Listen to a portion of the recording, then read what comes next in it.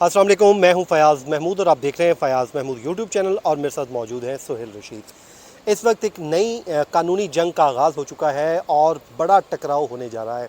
एक फ़रीक कह रहा है कि मखसूस नशिस्तों का जो फ़ैसला है वो वापस लिया जाए और दूसरा फ़रीक जो है वो चाह रहा है कि मखसूस नशिस्तें किसी भी सूरत PTI को ना मिलें और फिर देखते ही देखते PTI भी मैदान में कूद पड़ी है। इस वक्त सुप्रीम कोर्ट ऑफ पाकिस्तान पर वो तमाम तर नज़रें लग चुकी हैं जो पहले भी आज से कुछ दिन पहले तक जमी हुई थी, लेकिन क्या वो नताइज जो सारे फ़रीक़ैन, इस वक्त 3 फ़रीक़ैन हैं, क्या वो तीनों फ़रीक़ैन अपने मतलूबा नताइज हासिल कर सकते हैं या नहीं, इस पे बात करेंगे। और इस वक्त की जो लीगल पोजीशन क्या है, जो कानून साजी हुई है पार्लियामेंट के ज़रिए और उसके बाद फिर मामला सुप्रीम कोर्ट पहुंचा है PTI के ज़रिए, फिर इलेक्शन कमीशन पाकिस्तान आ गया है सुप्रीम कोर्ट पाकिस्तान में। इस पूरा जो मैंने आपके सामने एक नक्शा खींचा है, सिनेरियो क्या बनता हुआ दिखाई दे रहा है, क्या तस्वीर बनती हुई दिखाई दे रही है सुहेल रशीद आने वाले दिनों में? आने वाले दिनों को देखते हैं। एक तो सबसे पहले ये जो आपने इंट्रो दिया है, इसमें जो जंग आपने बयान किया, इसका अगर मैं टाइटल दूं तो ये मौजूदा हुकूमत की बका की जंग, ये बेसिक टाइटल इसका यही बनता है। क्योंकि आप इसका टाइम देखें, बड़ा अहम है। महज PTI का एक अपोजिशन पार्टी के तौर पे पार्लियामेंट में आ जाना, उससे तो हुकूमत को कोई मसला नहीं होने वाला। PTI के आने से उनको मसला नहीं है। PTI को आउट रख कर, उसके हिस्से की मखसूस नशिस्तें अपने पास रख कर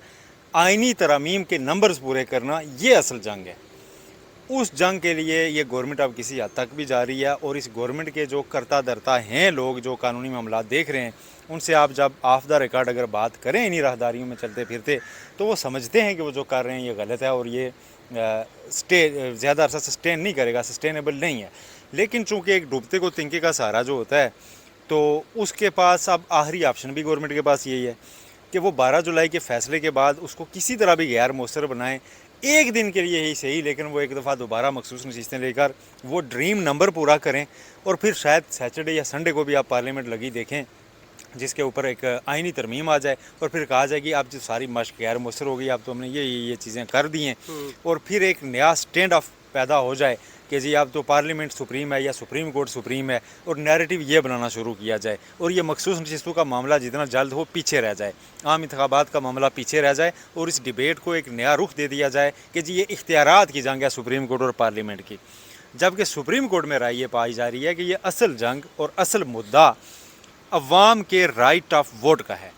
कि उसको प्रोटेक्ट करना है या नहीं करना, और इलेक्शन कमीशन जिसने ये प्रोटेक्ट करना था वो एक पार्टी कैसे बन गया, ये सुप्रीम कोर्ट का ख्याल है। लेकिन इलेक्शन कमीशन जिसने 13 जनवरी 2024 वाले फैसले को बुनियाद बनाकर PTI को बतौर जमात इलेक्शन प्रोसेस से आउट रखा,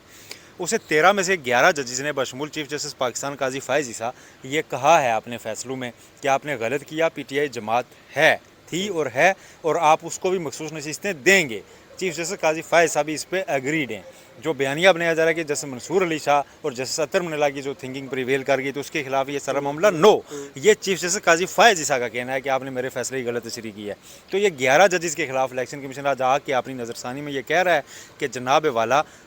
हमने गलत तशरीह नहीं की, हमने जो तशरीह की वही ठीक है। मैं कई बार ये मिसाल दे चुका हूँ कि एक परवीन शाकिर वाली, कि जैसे उनको किसी ने उनसे मनसूब वाक़या है, पता नहीं क्या इसकी हकीकत है या नहीं, कि जी उनको एग्ज़ाम में आ गया था उन्हीं का शेर, उन्होंने उसकी तशरीह की तो वो रिजेक्ट हो गई, तो उन्होंने कहा जी वो तो शेर ही मेरा है, तो उन्होंने कहा नहीं लेकिन तशरीह साड़ी ठीक है। तो काजी फ़ायज़ साहब के फैसले की इलेक्शन कमीशन कह रहे हैं हमने बेहतर तशरीह किया, PTI पार्टी नहीं बचती इंतखाबी निशान छीनने के बाद।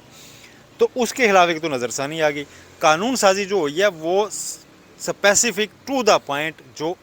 12 जुलाई का ऑर्डर है उसको मद्देनज़र रख के की गई है, और उसमें यह कहा गया है जी कि भले लफ्ज़ हैं कानून साजी के, पहली बार ऐसा हुआ कि बेशक सुप्रीम कोर्ट या हाई कोर्ट का ऑर्डर मौजूद हो, जो बंदा दूसरी जमात में चला गया हुआ उसे रिवर्स नहीं होने दिया जाएगा और कानून का इतलाक भी माजी से होगा। ठीक है, तो लेकिन सुहेल रशीद साहब, दूसरी तरफ से ये सवाल ये उठता है कि PTI तो यहाँ पर मौजूद नहीं थी, सुन्नी इत्तेहाद आई थी सीटें लेने और सुन्नी इत्तेहाद को सीटें देने के बजाय PTI को दे दी गई। कल मेरी सुन्नी इत्तेहाद के एक अहम रहनुमा से मुलाकात भी, मैं वो भी कुछ तहफ़्फ़ुज़ात तो रखते हैं, लेकिन ज़ाहिर है वो खुल के तो वो ओपनली कह नहीं सकते, तो वो भी हंस रहे थे, कहते थे गए तो हम थे लेकिन हमें तो कुछ नहीं मिला, PTI को मिल गया। इस पूरे जो है सिनेरियो को आप कैसे देखते हैं? देखिए, मैं आपको बताता हूँ, PTI बिल्कुल नहीं आई थी, लेकिन PTI का जो मुद्दा था ना वो इलेक्शन कमीशन ऑफ पाकिस्तान ने सामने रख दिया था। ऐसा नहीं है कि ये फ़ाइल से आउट चीज़ थी। इलेक्शन कमीशन ऑफ पाकिस्तान ने, चूँकि असल कंट्रोवर्सी सुप्रीम कोर्ट है ना, ट्रायल कोर्ट तो नहीं है जो मर्डर का केस देख रही है जी कि छुरी पे आपने देखे हैं निशान या नहीं, लाश सामने पड़ी हो। सुप्रीम कोर्ट में जब मामला आता है तो उसके पास तमाम इख्तियारात हैं, उसके पास मुकम्मल इंसाफ का इख्तियार आईन पाकिस्तान ने दे रखा है, ठीक है, 187 में, कि आप मुकम्मल इंसाफ के लिए कुछ भी करें। तो उनके सामने जब इलेक्शन कमीशन अपने डॉक्यूमेंट रख के ये दिखा रहा है कि यस ये लोग आए थे, पीटीआई का टिकट भी जमा कराया, पीटीआई से वाबस्तगी भी दिखाई, लेकिन हमने इनको जबरन आज़ाद डिक्लेयर किया है, तो अब वो फाइल का हिस्सा है ना, उस फाइल पे सुप्रीम कोर्ट ने कहा नहीं आपने ये गलत किया है, ये लोग पीटीआई के ही हैं। तो जब वो ऑर्डर सेटिसाइड होता है उनका, वो ऑर्डर गैर मुसर करती है सुप्रीम कोर्ट, तो वो उसी दिन से वापस बहाल कंसिडर होते हैं। इसमें कोई बड़ी बात तो नहीं है, उन्होंने कोई पीटीआई के लिए राह नहीं निकाली, उन्होंने रिकॉर्ड देख के कहा नहीं आपने गलत किया है,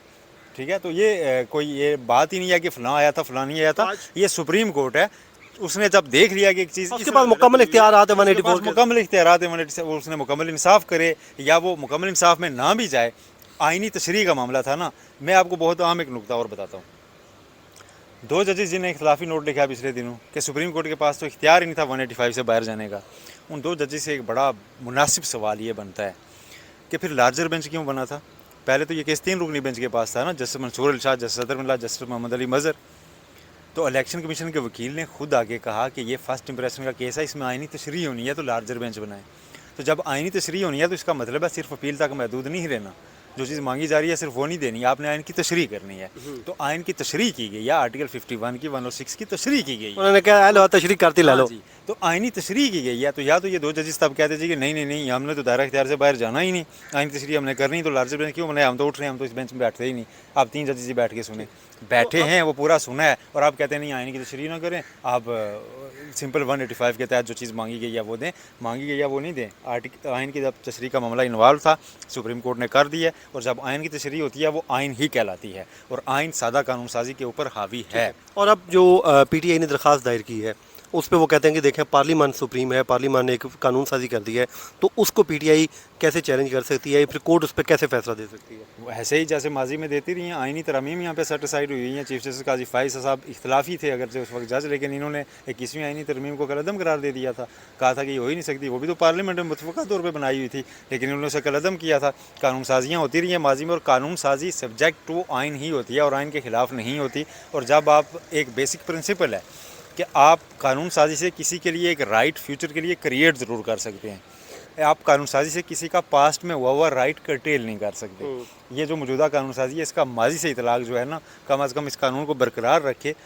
सुप्रीम कोर्ट कह सकती है यस आपका राइट है, आपने बनाया वेल एंड गुड, बस इसका माजी से इतलाक़ नहीं हो सकता। आइन ये कहता है आप जाएँ इसको नाफज करें, और पीटीआई को आज से कर लें। हाँ, तो पार्लियामेंट भी सुप्रीम रह जाएगी, सुप्रीम कोर्ट भी सुप्रीम रह जाएगी, तो वो तो मसला नहीं कहलाएगा। लेकिन अभी तफसीली फ़ैसला आना बाकी है, वो तफसीली फ़ैसला शायद ये जितनी नज़रसानी दरखास्तें आई हैं इनके मौक़िफ़ ही गलत साबित कर दे, वो बता दे कि हमने तो आइन की तशरीह की है, और उसके मुताबिक वो असल मसला क्या है मुतनासिब नुमाइंदगी का, कि पार्लियामेंट की जो तश्कील होगी वो मुतनासिब नुमाइंदगी से मखसूस नशिस्तों की तकसीम होगी, और दूसरा पार्लियामेंट की जो तश्कील होगी जो इलेक्शन में लोगों ने वोट दिया है उसके बरक्स नहीं होगी, उसके मुताबिकत में होगी। अब लार्जेस्ट पार्टी कोई और हो उसको आप ज़ीरो रखें पार्लियामेंट में, और जिन लोगों ने रिजेक्ट किया है उनको आप 2/3 दे रहे हों, तो ये खिलाफ आइन डिक्लेयर कर सकती है सुप्रीम कोर्ट। इसमें नज़रसानियाँ शानियाँ फिर आप 185 या 175 नहीं ढूंढेंगे, उसमें फिर आइनी तशरीह होगी। और जब आप खुद एक क्राफ्ट कर रहे हैं मामला, एक नया नैरेटिव बना रहे हैं इख्तियारात का, मामला आपने पैदा किया है ना, आप जाके इस तरह की कानून साजी कर रहे हैं जो कि टिपिकली पिन पॉइंट करके एक सुप्रीम कोर्ट का आर्डर खाली गैर मुसर करने की आता है, तो उसमें कानून साजी की नेक नीति भी देखी जानी होती है। और जब चैलेंज तो सुप्रीम कोर्ट पर देखेगा, कानून तो कानून पहली बार थोड़ी कोई सेटिसाइड होगा, कई कवानीन हाई कोर्ट ने सेटिसाइड किए हैं, वो कलअदम किए हैं, सुप्रीम कोर्ट ने उनको बरकरार रखा है। पीका की सेक्शन 20 की एक जुज़ जो सहाफ़ियों को तंग करने वाली थी, जस्टिस सदर मिल्ला ने उसको कलअदम करार दे दिया था, और नया ऑर्डिनेंस पूरा पूरा उड़ा दिया था। तो ये तो चीज़ें होती रही हैं माजी में, ये आगे भी हो सकती हैं, ये इसमें कोई मसला नहीं। चलें जी, बिल्कुल इसमें कोई मसला नहीं है, सोहेल साहब समझते हैं, और ये कहते हैं कि सुप्रीम कोर्ट इस पर भी जो है बिल्कुल वो फैसला दे सकती है, उसका इख्तियार है। सोहेल साहब और मुझे दीजिए इजाज़त, अपनी दुआओं में याद रखें। अल्लाह निगहबान।